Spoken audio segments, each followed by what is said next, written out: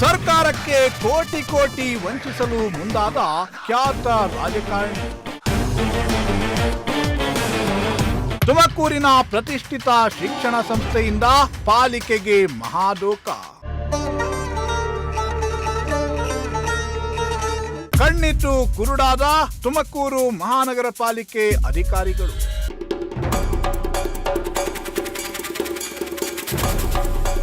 ರಾಜಕಾರಣಿಗಳಿಗೊಂದು ನ್ಯಾಯ, ಜನಸಾಮಾನ್ಯರಿಗೊಂದು ನ್ಯಾಯಾನ. ಈ ಅಧಿಕಾರಿಗಳೇ ಹಾಗೆ. ಬಡವರು ಏನಾದ್ರೂ ಸಣ್ಣ ತಪ್ಪು ಮಾಡಿಬಿಟ್ರೆ ಅದು ಅವರಿಗೆ ದೊಡ್ಡದಾಗಿ ಕಾಣಿಸಿಬಿಡುತ್ತೆ. ಅದೇ ದೊಡ್ಡವರ ತಪ್ಪುಗಳು ಅವರಿಗೆ ಕಾಣಿಸೋದೇ ಇಲ್ಲ. ಬಡವರು, ಮಧ್ಯಮ ವರ್ಗದ ಜನರು 1 ತಿಂಗಳು ಕರೆಂಟ್ ಬಿಲ್ ಕಟ್ಟಿಲ್ಲ ಅಂದ್ರೆ ಕರೆಂಟ್ ಅನ್ನೇ ಕಟ್ ಮಾಡಿಬಿಡ್ತಾರೆ. 1 ವರ್ಷ ಮನೆ ತೆರಿಗೆ ಕಟ್ಟೋದು ಲೇಟ್ ಆಗಿಬಿಟ್ರೆ 10 ನೋಟಿಸ್ ಕೊಡ್ತಾರೆ. ಆದ್ರೆ ದೊಡ್ಡ ದೊಡ್ಡ ವ್ಯಕ್ತಿಗಳು, ರಾಜಕಾರಣಿಗಳು ಅನ್ನಿಸಿಕೊಂಡವರ ತಂಟೆಗೆ ಮಾತ್ರ ಈ ಅಧಿಕಾರಿಗಳು ಹೋಗೋದೇ ಇಲ್ಲ. ಅವರು ಕೋಟಿ ಕೋಟಿ ತೆರಿಗೆ ಬಾಕಿ ಉಳಿಸಿಕೊಂಡಿದ್ರೂ ತಲೆಯನ್ನೇ ಕೆಡಿಸಿಕೊಳ್ಳೋದಿಲ್ಲ. ಅಂಥದ್ದೇ ಒಂದು ಘಟನೆ ಇದೀಗ ತುಮಕೂರಿನಲ್ಲಿ ನಡೆದಿದೆ. ಜಿಲ್ಲೆಯ ಖ್ಯಾತ ರಾಜಕಾರಣಿಯೊಬ್ಬರೇ ಸರ್ಕಾರಕ್ಕೆ ಕೋಟಿ ಕೋಟಿ ರೂಪಾಯಿ ವಂಚಿಸಲು ಮುಂದಾದ ಪ್ರಕರಣ ಬೆಳಕಿಗೆ ಬಂದಿದ್ದು, ತುಮಕೂರು ಮಹಾನಗರ ಪಾಲಿಕೆಯ ಅಧಿಕಾರಿಗಳು ಕಣ್ಣಿದ್ದು ಕುರುಡಾದ್ರ ಅನ್ನೋ ಅನುಮಾನ ಮೂಡುವಂತೆ ಮಾಡಿದೆ. ಹೌದು, ನಗರದ ಪ್ರತಿಷ್ಠಿತ ಶಿಕ್ಷಣ ಸಂಸ್ಥೆಯ ಚೇರ್ಮನ್, ತುಮಕೂರಿನ ಖ್ಯಾತ ರಾಜಕಾರಣಿ, ಮಾಜಿ ಶಾಸಕ ಶಫಿ ಅಹಮದ್ ಮತ್ತವರ ಕುಟುಂಬದವರ ವಿರುದ್ಧ ಈ ರೀತಿಯ ಗಂಭೀರ ಆರೋಪವೊಂದು ಕೇಳಿ ಬಂದಿದೆ.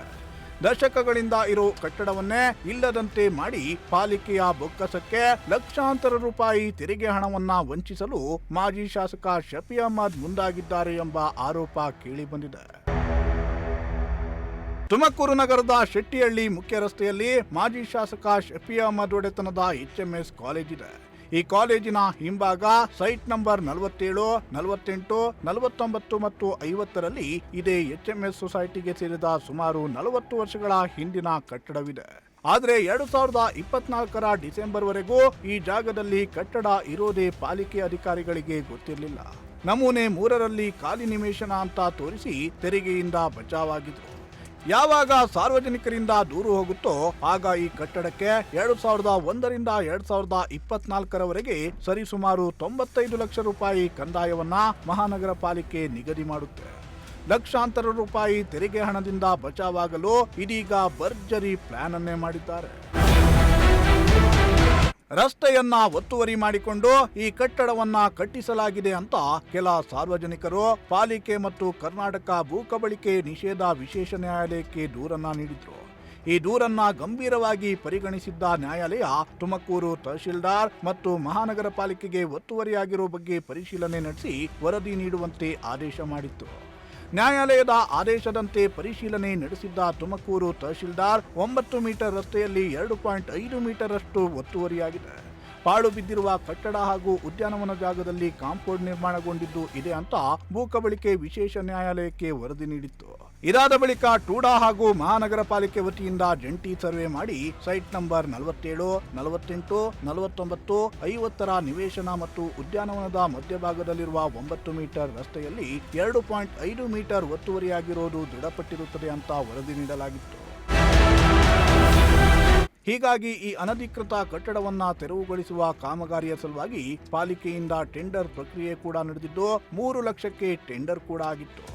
ಟೆಂಡರ್ ಆದ ಹೊರತಾಗಿಯೂ ಇದೀಗ HMS ಸೊಸೈಟಿಯವರು ತಾವೇ ಖುದ್ದಾಗಿ ಕಟ್ಟಡವನ್ನ ನೆಲಸಮಗೊಳಿಸಲು ಮುಂದಾಗಿದ್ದಾರೆ. ಏಕಾಏಕಿ ಕಟ್ಟಡವನ್ನ ನೆಲಸಮಗೊಳಿಸಿ ಇಲ್ಲಿ ಕಟ್ಟಡವೇ ಇಲ್ಲ ಅಂತ ತೋರಿಸಿ 95 ಲಕ್ಷ ರೂಪಾಯಿ ಕಂದಾಯದಿಂದ ಬಚಾವಾಗುವ ಪ್ರಯತ್ನದಲ್ಲಿದ್ದಾರೆ. HMS ಕಾಲೇಜು 69 ಲಕ್ಷ ರೂಪಾಯಿ ಕಂದಾಯ ಬಾಕಿ ಇಟ್ಟುಕೊಂಡಿರೋ ಬಗ್ಗೆ ಈಗಾಗಲೇ ನಿಮ್ಮ ಪ್ರಜಾಶಕ್ತಿ ಟಿವಿ ಸುದ್ದಿ ಮಾಡಿತ್ತು. ಪ್ರಜಾಶಕ್ತಿ ಟಿವಿ ವರದಿ ಮಾಡಿದ ಬಳಿಕ HMS ಕಾಲೇಜಿಗೆ ಪಾಲಿಕೆ ವತಿಯಿಂದ ನೋಟಿಸ್ ನೀಡಲಾಗಿದೆ. ಅಲ್ಲಿವರೆಗೆ ಅಂದ್ರೆ ಸುಮಾರು 24 ವರ್ಷಗಳಿಂದ ಈ ಸಂಸ್ಥೆಗೆ ಒಂದೇ ಒಂದು ನೋಟಿಸ್ ಕೂಡ ಹೋಗಿರಲಿಲ್ಲ. ಇದೀಗ ಸುಮಾರು 20 ವರ್ಷಗಳ ಕಾಲ ಒಂದು ಕಟ್ಟಡ ಇದ್ದಿದ್ದೇ ಗೊತ್ತಿರಲಿಲ್ಲ ಅಂದ್ರೆ ಈ ಅಧಿಕಾರಿಗಳು ಅದೇನು ಮಾಡ್ತಿದ್ರು? ಗೊತ್ತಿದ್ದು ಸುಮ್ಮನಿದ್ರ? ಇದೀಗ ತೆರಿಗೆ ವಂಚನೆ ಪ್ರಯತ್ನದಲ್ಲಿರೋ ರಾಜಕಾರಣಿ ಒಡೆತನದ ಸಂಸ್ಥೆಯ ವಿರುದ್ಧ ಅದೇನು ಕ್ರಮ ಕೈಗೊಳ್ಳಲಿದ್ದಾರೆ ಅನ್ನೋದನ್ನ ಕಾದು ನೋಡಬೇಕಿದೆ. Bureau report, Prajashakti TV.